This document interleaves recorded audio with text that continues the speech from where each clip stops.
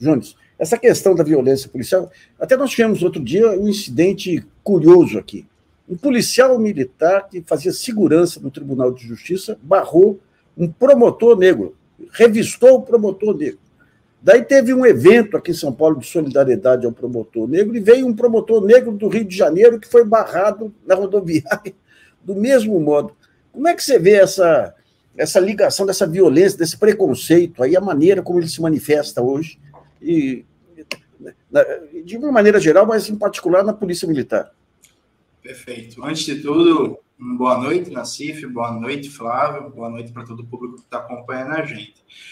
Antes de entrar diretamente na tua pergunta, Nassif, só fazendo um comentário rapidamente, o Flávio expôs brilhantemente várias contradições e problemas da política institucional de segurança pública no Brasil, mas acho que tem um terreno aí, socioeconômico, por assim dizer, que vale a pena pontuar também, né? Tem um grande pensador de sociologia do crime, um pensador crítico, que é o Louis Vacan, que é muito conhecido no Brasil pelo livro As Prisões da Miséria, né? A tese fundamental do Vacan é que o neoliberalismo vem necessariamente acompanhado de uma onda punitiva e de uma formação de um Estado penal, que no lugar do Estado social típico dos anos dourados do capitalismo, você tem um Estado penal em que os mecanismos de controle e regulação de conflitos saem da esfera de políticas sociais, de políticas públicas, de uma dimensão mais redistributiva, para uma esfera punitiva, penal e carcerária. Evidentemente, o Brasil nunca teve um estado de bem-estar social para ter a substituição do estado social por um estado penal, mas a Constituinte de 88 indicava uma intenção de construção de um estado social no Brasil, né? Isso não foi cumprido porque, em seguida, a Constituinte, a gente tem a consolidação do neoliberalismo no Brasil, que, dentre outras coisas, agrava todos os problemas históricos que a gente já viu na nossa formação de capitalismo independente. Então, favelização, desigualdade, desemprego estrutural, fome, concentração de renda, riqueza e propriedade, concentração de terras, falta de planejamento urbano, precarização dos serviços públicos, tudo que você imaginar. Vale dizer que é nesse contexto que, por exemplo, explode a população carcerária no Brasil, muito ajudada também pela nova lei de drogas apresentada no governo Lula, né? A ditadura não deixou como legado, por exemplo, uma população carcerária gigantesca.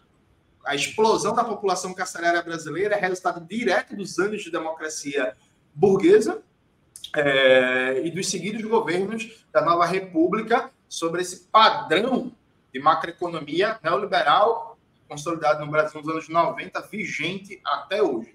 Dito isto, se relaciona diretamente com a tua temática, que é a dimensão do racismo na formação social brasileira. Veja, a origem das forças repressivas de segurança no Brasil é a repressão ao escravizado, né? A perseguição ao escravo fugido, a rebelião quilombola e por aí vai.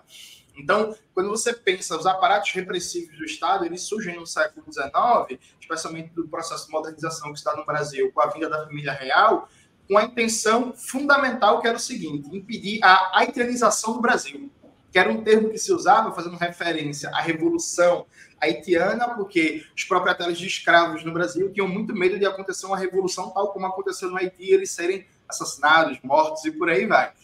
E esse intento repressivo contra a população trabalhadora no geral, mas contra a população negra em particular, é algo que perpassa toda a história republicana brasileira, né? Vamos lembrar que, historicamente, o discurso oficial das classes dominantes do país é que o Brasil é um país sem racismo, né?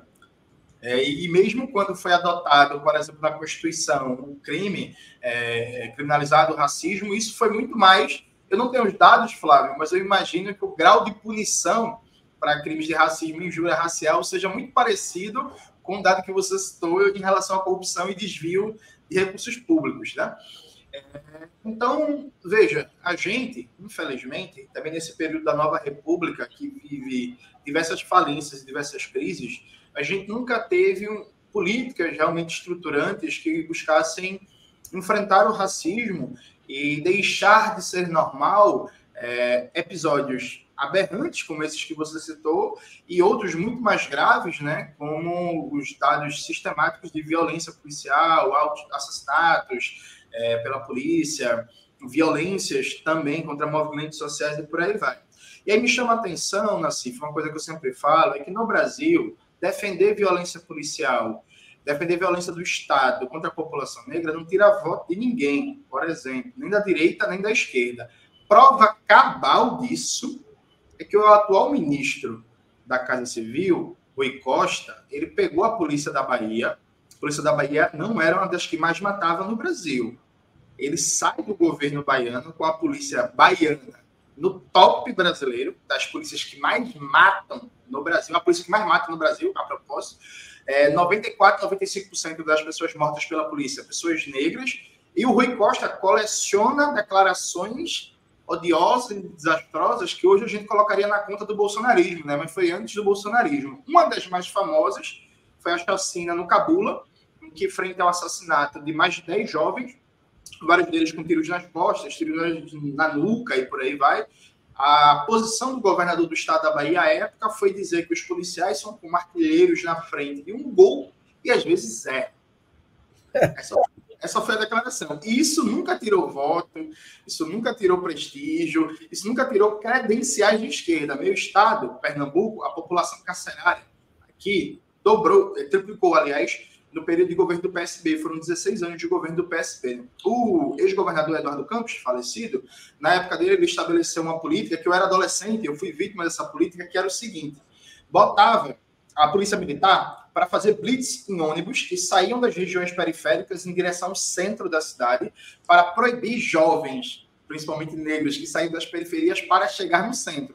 Então a PM parava o ônibus, mandava os jovens descer e voltarem para casa. Isso foi uma política oficial de governo. Eu fui parado 4 vezes ali no para quem conhece Recife, foi impedido de chegar no Marco Zero, no Recife Antigo. Isso era a política oficial de governo do Eduardo Campos, parte do Pacto pela Vida. Isso nunca abalou a imagem do sujeito de progressista, de democrático e por aí vai. Então, no Brasil, infelizmente, tanto a direita como a esquerda, ninguém perde voto, ninguém perde apoio, ninguém perde prestígio por defender racistas. Aliás, esse negócio de parar os jovens negros aí em ônibus foi aplicado no Rio de Janeiro também, né?